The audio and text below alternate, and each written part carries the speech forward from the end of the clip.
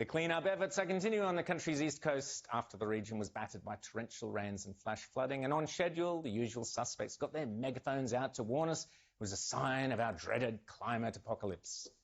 But what is behind the data, and are these floods really unprecedented? Scientist and author Jennifer Marohasy from the Institute of Public Affairs joins us now. Jennifer, great to see you. How are you?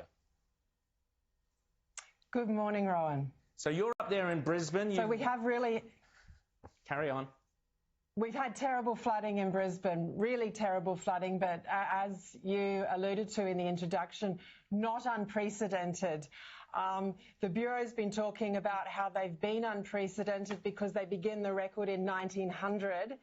But if you go back just a few years, you'll see that the highest 24-hour total is still Crowhamhurst, which is a little town in the upper Brisbane catchment. And on the 3rd of February 1893, they had 907 millimetres fall in just 24 hours.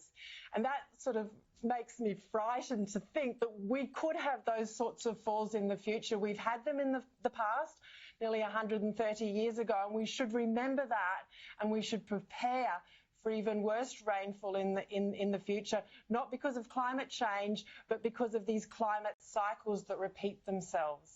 James. But not only climate cycles, Dr. Marohasy, we hear over and over again that these are 1 in a 1,000-year floods, yet it seems like the Bureau of Meteorology is not particularly good at forecasting these things when they happen, and as such, officials aren't very good at managing them. So, for example, can you walk us through how in Brisbane they had flooding in 2011 because they didn't manage the dam properly, and again now they haven't been able to cope with what actually was or wasn't going to happen this year in terms of rain? How is that damaging our ability to manage these disasters?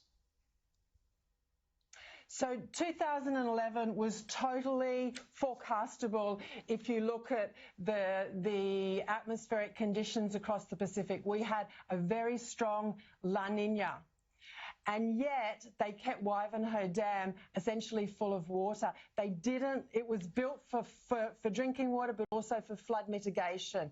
But they didn't manage it, recognising that we were going to have that wet summer, because the system they use for rainfall forecasting is not very reliable when it comes to seasonal rainfall forecasting.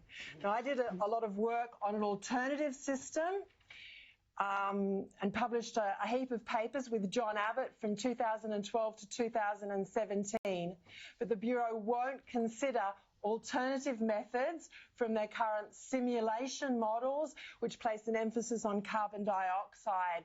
And I think it's appalling that they won't, one, consider alternative methods for seasonal rainfall forecasting, and that there's never they're never held to account in terms of how unreliable their forecasts are. Rita. What's your responses to what we've heard from the left, from Anthony Albanese to Adam Bann to Jane Carroll? We just heard about that the weather events we've just experienced are due to climate change. The severity is due to climate change, and we could somehow control that if we change policies and embrace renewables. Net zero is not going to stop flooding in Lismore or Gympie or Brisbane. The flooding was absolutely horrific, tragic. But take Gympie, for example, you know, very high flood levels, but not record. Gympie, very wet years in the late 1890s. Then we had Federation drought. We have wet years followed by drought years. But the Bureau keeps on remodelling, in particular, the temperature record, and it drops down. I know this sounds conspiratorial, but the Bureau doesn't actually even deny that it does this. It says it's improving the historical temperature record. So what you usually have is you have La Nina years that are cooler and wetter, and then you have El Nino years that are hotter and drier.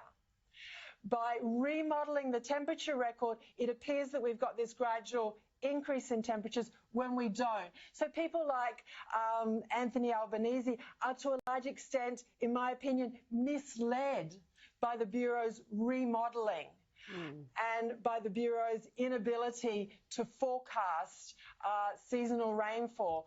The climate is always changing, but mostly in a cyclical nature. And very quickly before we go, Jennifer, you mentioned the place that had that really high rainfall before. The Bureau have closed down the measurements in that town. Is that correct?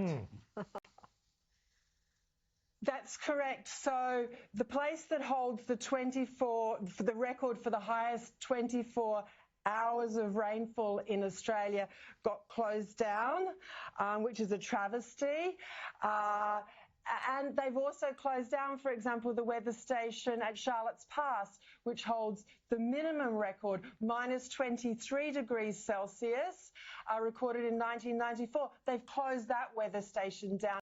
They closed down the inconvenient weather stations, the weather stations that might give us really cold temperatures into the future and really high rainfall, or that we might remember really high rainfall in the past.